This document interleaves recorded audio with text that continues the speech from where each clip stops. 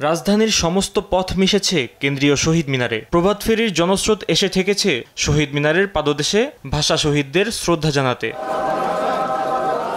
ভোরের সূর্য উঁকি দেওয়ার আগেই মানুষ ভিড় করেন কেন্দ্রীয় শহীদ মিনারে। আইনশৃঙ্খলা বাহিনীর নিরাপত্তা বলের মধ্য দিয়ে ধীর পায়ে এগিয়ে আসেন নানা শ্রেণী পেশার মানুষ। শ্রদ্ধা জানান সরকারি বেসরকারি সংস্থা, শিক্ষা প্রতিষ্ঠান, সামাজিক সাংস্কৃতিক সংগঠন, রাজনৈতিক দল ও ছাত্র সংগঠন।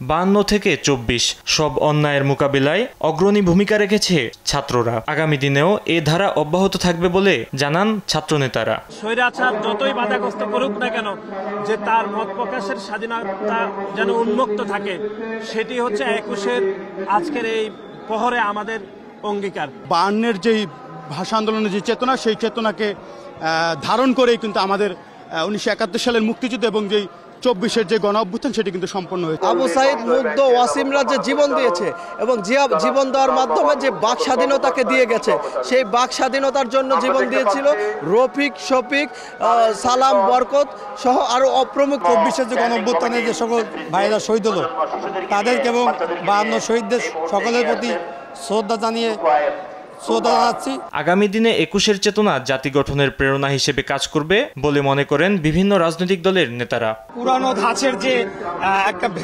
হানাহানির রাজনীতি, সেটা থেকে বের হয়ে আসতে চায়। ফ্যাসিবাদ বিরোধী সকল জনগোষ্ঠী আমরা আগামী দিনে সহ অবস্থান করার মাধ্যমে আমরা বাংলাদেশকে এগিয়ে নিয়ে যাব।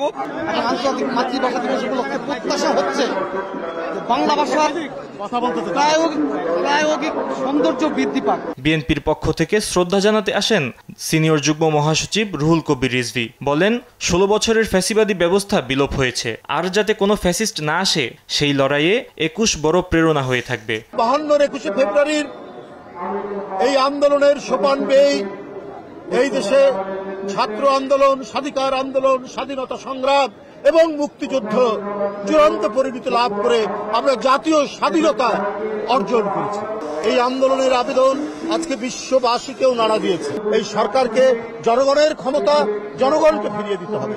জনগণ তারা নিরপেক্ষ ভোটের মাধ্যমে যে সরকার গঠন করবে, তারাই নির্ধারণ করবে যে স্থানীয় সরকার নির্বাচন বা অন্যান্য যে নির্বাচন, সে নির্বাচন কখন হবে। অসাম্প্রদায়িক মর্যাদার বাংলাদেশ বিনির্মাণে ধ্বংস হওয়া গণতন্ত্র ফিরিয়ে আনতে হবে বলে জানান তিনি।